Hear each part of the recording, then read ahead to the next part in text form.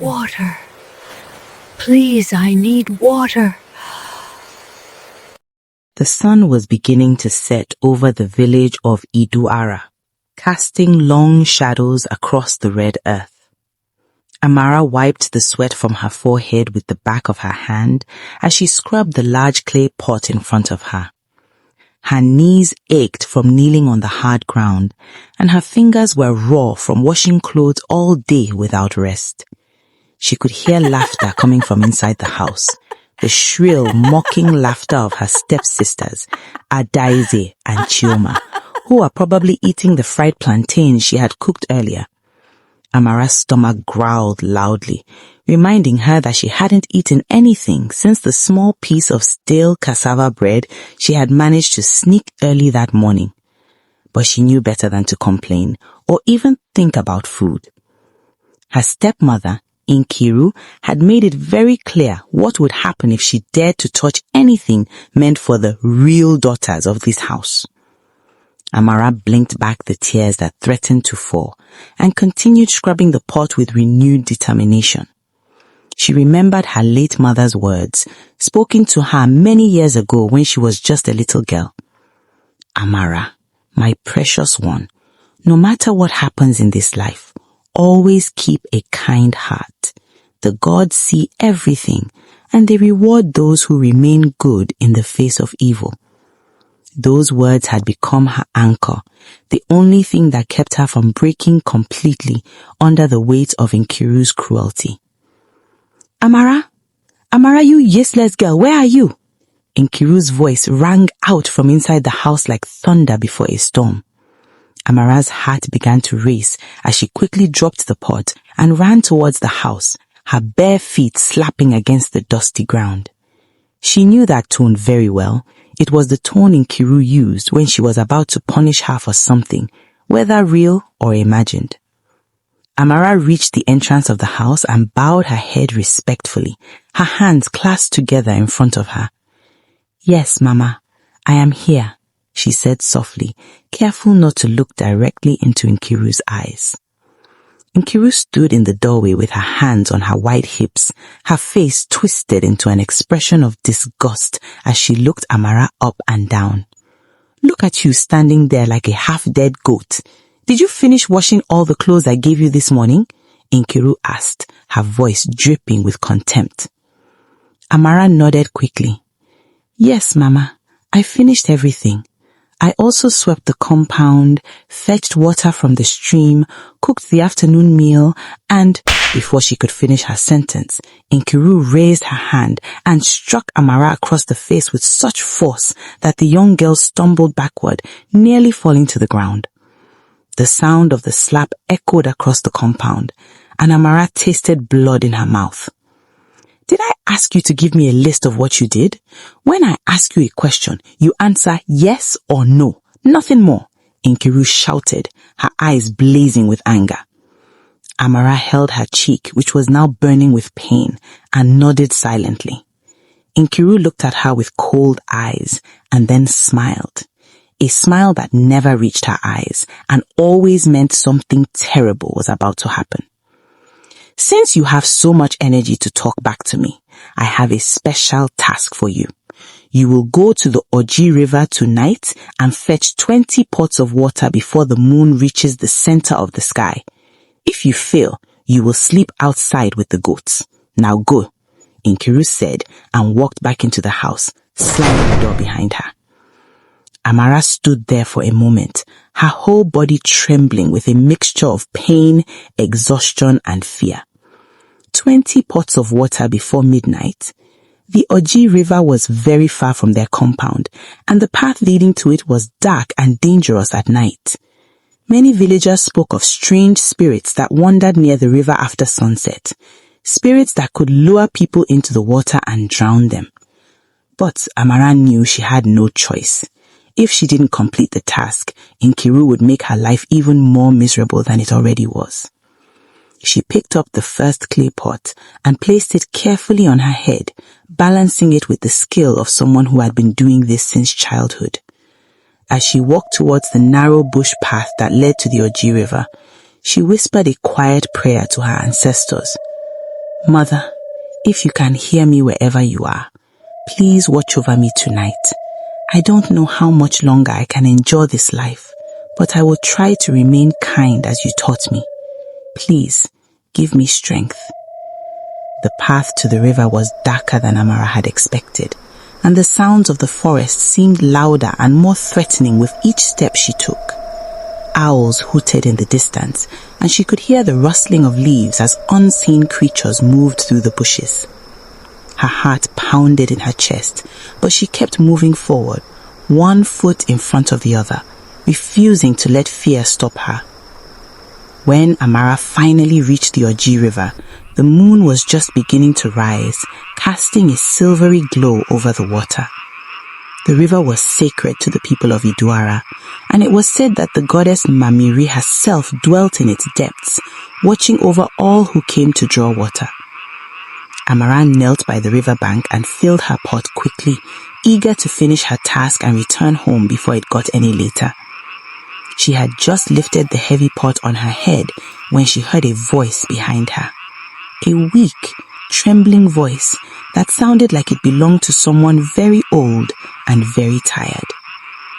"Please, my child, I am so thirsty. Can you spare a little water for an old woman who has traveled a very long way?" Amara turned around and saw a figure sitting on a large stone near the edge of the river. It was an elderly woman, her back bent with age, her clothes tattered and dusty as if she had been walking for many days without rest. The woman's face was wrinkled and weathered, but her eyes seemed to shine with a strange light that made Amara's heart skip a beat. For a moment, Amara hesitated. She thought about Nkiru's command to fetch 20 pots of water before midnight, and she knew that if she gave this water away, she would have to make an extra trip to refill the pot. But then she remembered her mother's words about keeping a kind heart, and she knew what she had to do. Amara carefully lowered the pot from her head and walked over to the old woman. "Mama, please drink as much as you need. I have more time to fetch water, but you look like you need this more than I do," Amara said with a gentle smile, even though her body ached with exhaustion. The old woman's eyes filled with tears as she took the pot with shaking hands and drank deeply, finishing every last drop of water. When she was done, she handed the empty pot back to Amara and looked into her eyes with an intensity that made the young girl feel as if the woman could see straight into her soul. "You have a pure heart, my child. In a world full of cruelty and selfishness, you chose kindness even when it cost you something. Tell me, what is your name and why do you come to the river alone at this dangerous hour?" the old woman asked, her voice suddenly stronger and clearer than before. Amara told the old woman everything about her father's death, about Nkiru's cruelty, about the endless work and beatings, about the hunger and loneliness that had become her constant companions. As she spoke, tears streamed down her face, and she realized that this was the first time in years that she had told anyone about her suffering. The old woman listened quietly, nodding her head from time to time, and when Amara finished speaking, the woman reached out and touched her cheek gently. "Do not cry, my daughter. Your suffering will not last forever. The gods have seen everything, and they do not forget those who remain good in the face of evil. Now go back to the river and fill your pot again. When you return home tonight, your life will begin to change in ways you cannot imagine," the old woman said with a mysterious smile. Before Amara could ask what she meant, the old woman stood up and began to walk towards the river. Amara watched in shock as the woman stepped into the water, and instead of sinking, she seemed to glide across the surface like a leaf floating on the wind. The moonlight grew brighter, illuminating the woman's figure, and Amara gasped as she saw the old woman's appearance begin to transform. The tattered clothes became flowing robes of white and blue that shimmered like water itself, and the bent back straightened until the woman stood tall and regal.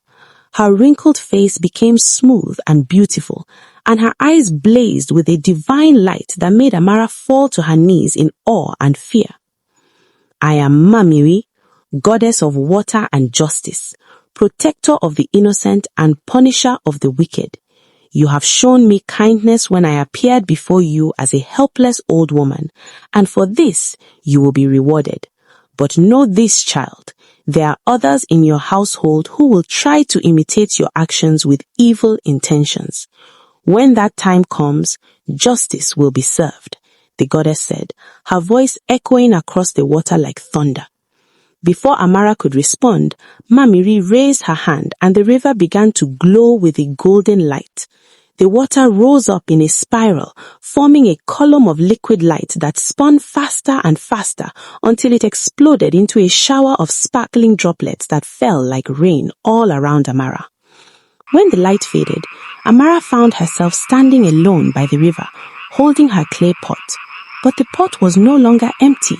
Instead, it was filled to the brim with water that sparkled like liquid diamonds, and at the bottom of the pot, she could see beautiful gemstones of every color imaginable. Rubies, emeralds, sapphires, and stones she had no names for, all glittering in the moonlight. Amara stood frozen, her hands trembling as she held the pot. Her mind struggled to understand what had just happened. Had she really just met Mmamiri, the great goddess of the river? Was all this a dream brought on by exhaustion and hunger?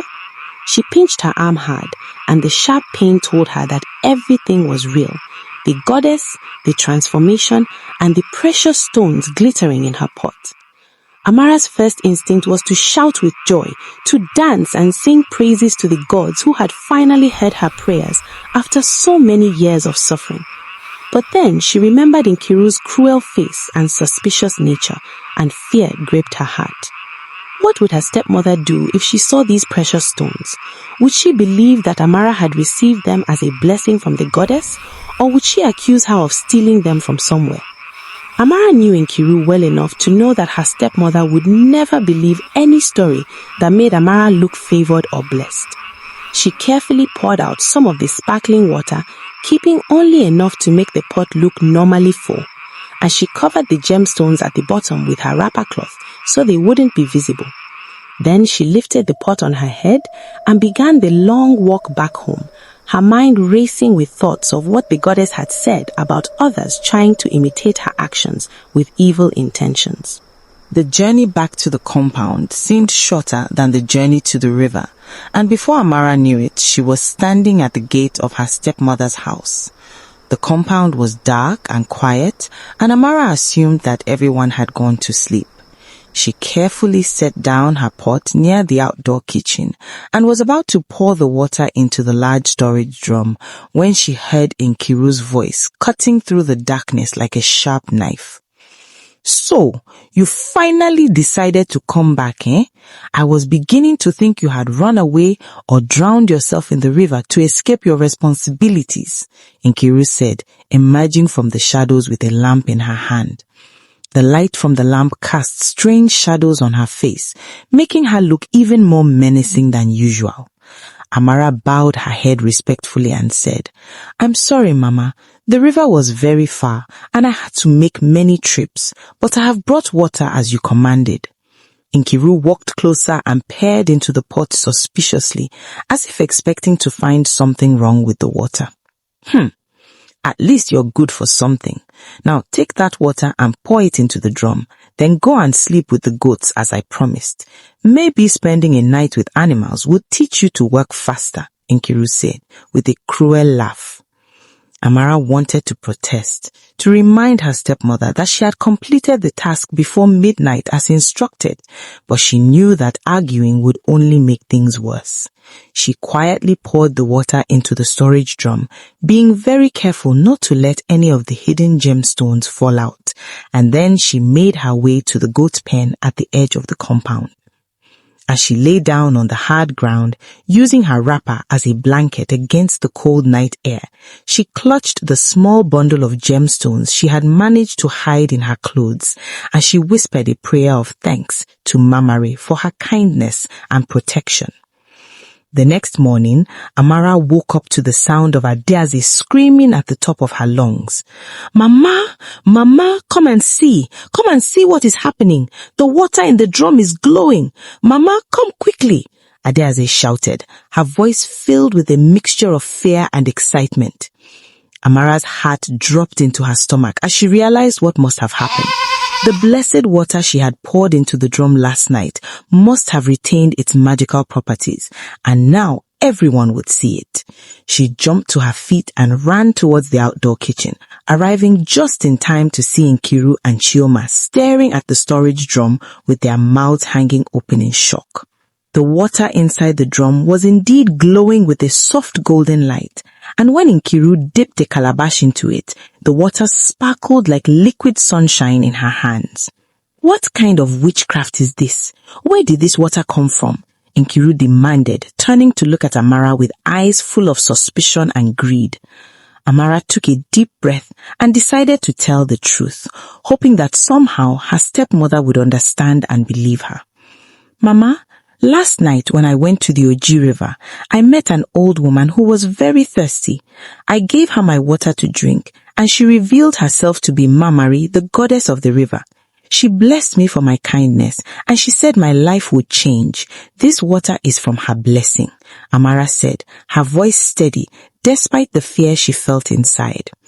For a moment there was complete silence in the compound. Then Nkiru threw back her head and laughed, a harsh, grating laugh that sounded like metal scraping against stone. You foolish lying girl, do you think I'm stupid enough to believe such a ridiculous story? The goddess Mmamiri appeared to you? You, a worthless servant girl with nothing to your name? If the goddess wanted to bless anyone, she would have chosen my daughters, not a wretched thing like you. Nkiru shouted, her face twisting with anger and jealousy. But even as Nkiru spoke, something strange began to happen. The golden glow from the water in the drum grew brighter and brighter, and suddenly a beam of light shot out from the water and struck the ground near Amara's feet. When the light faded, there was a small clay pot sitting on the ground, a pot that hadn't been there a moment before. Nkiru gasped and grabbed the pot, and when she looked inside, her eyes grew as wide as saucers and her hands began to shake. The pot was filled with precious gemstones, rubies, emeralds, diamonds and sapphires that caught the morning sunlight and threw rainbow colors across the compound. By all the gods, Nkiru whispered, her voice trembling with shock and overwhelming greed. She dipped her hands into the pot and let the gemstones run through her fingers like water, her eyes glazed over with an expression of pure avarice that made her look almost possessed. Adaeze and Chioma rushed forward to look into the pot, and when they saw the treasure, they began to jump up and down, screaming with excitement. We're rich! We're rich! Mama will never have to work again. We can buy fine clothes and marry rich men and live in a big house in the city, Chioma exclaimed, already imagining all the things she would buy with the wealth. But Nkiru wasn't listening to her daughters. Her mind was working quickly, calculating and scheming. And when she looked at Amara again, there was a new expression in her eyes, a dangerous mixture of jealousy, greed, and cunning that made Amara take a step backward. Tell me exactly what happened at the river. Every single detail.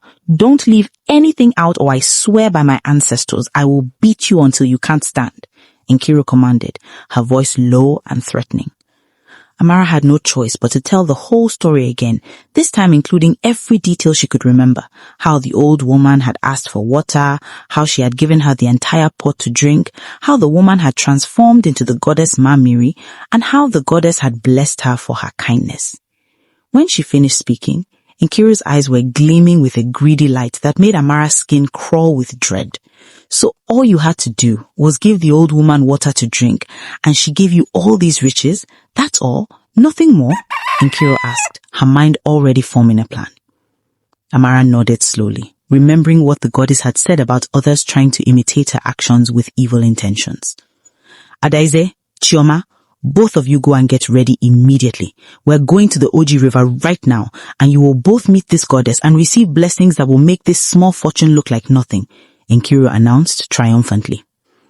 Within the hour, Nkiru, her 2 daughters, and Amara were standing at the Oji River. Nkiru had dressed in her finest clothes and wore all her gold jewelry.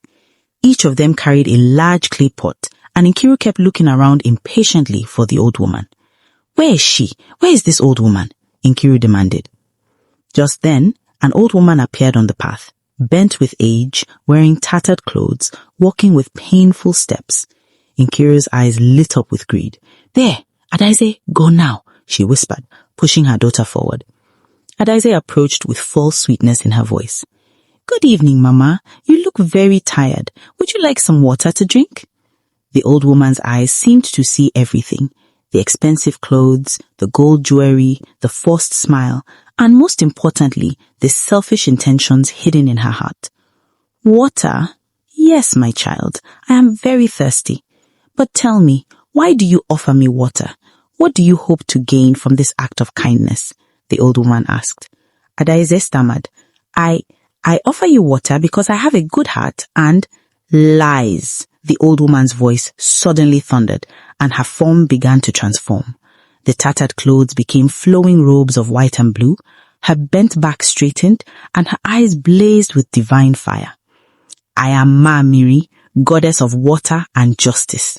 I see the greed in your hearts, the cruelty you have shown to your sister, the wickedness disguised as charity." The goddess raised her hand and the river began to swell violently. "You come here dressed in gold, offering water only because you hope to receive riches in exchange. But your sister gave me her only water when she had nothing and expected nothing in return. That is true kindness," Mmamiri declared. Nkiru, overcome with both fear and greed, stepped forward. "Great goddess, please, we can change. Give us another chance." But Mmamiri's eyes grew cold. "You have tortured an innocent child for years, beaten her, starved her, worked her like a slave, while your daughters lived in comfort, and now you dare ask for blessings?" The goddess raised both hands, and the waters rose like a great serpent, wrapping around Nkiru's body. "You will serve as a warning to all who come to this river with wicked hearts." Slowly, terribly, Nkiru's body began to change. Her skin became grey and hard like stone, her limbs stiffened, and her screaming mouth froze open in an expression of eternal regret. Within moments, she had been completely transformed into a stone statue. Adaise and Chioma fell to their knees, sobbing and begging for mercy. "Please, great goddess, we're sorry. Don't turn us to stone." Mmamiri looked at them with stern compassion. "You are young and corrupted by your mother's teachings. I will not turn you to stone, but you will learn through suffering. All your mother's wealth will turn to dust, and you will work with your own hands to survive. Perhaps then you will learn true compassion." The goddess turned to Amara, her expression softening completely. "Come here, my daughter." Amara approached on trembling legs. Mmamiri touched her face gently. "From this day forward, your life is transformed. Every pot of water you draw will contain precious stones. Your beauty will blossom, and your story will spread across this land, reaching even the ears of princes. But remember, use your blessings to help others, never to oppress them." The goddess raised her hands and golden light surrounded Amara. Her scars faded, her skin became radiant, her hair lustrous, and her torn wrapper transformed into beautiful garments. Even Adaise and Chioma gasped at the transformation. "Go now and live the life you deserve," Mmamiri said before disappearing into the river. In the months that followed, everything the goddess promised came to pass. Amara used her blessing to help the poor, build schools for girls, and care for orphans. Her stepsisters, humbled by their experience, learned to work honestly and eventually became good women under Amara's patient guidance. News of Amara's kindness and beauty spread throughout the land until it reached the ears of Prince Obenna of the Riverland Kingdom. Moved by her story, he came to meet her, fell deeply in love with her generous spirit, and asked for her hand in marriage. Amara became queen, and her reign brought prosperity and justice to the kingdom. She never forgot her humble origins and used her position to ensure no child would suffer like she had suffered. An Nkiru's stone statue remained beside the Oji River, a permanent reminder that the gods see everything. Kindness is always rewarded and cruelty always punished.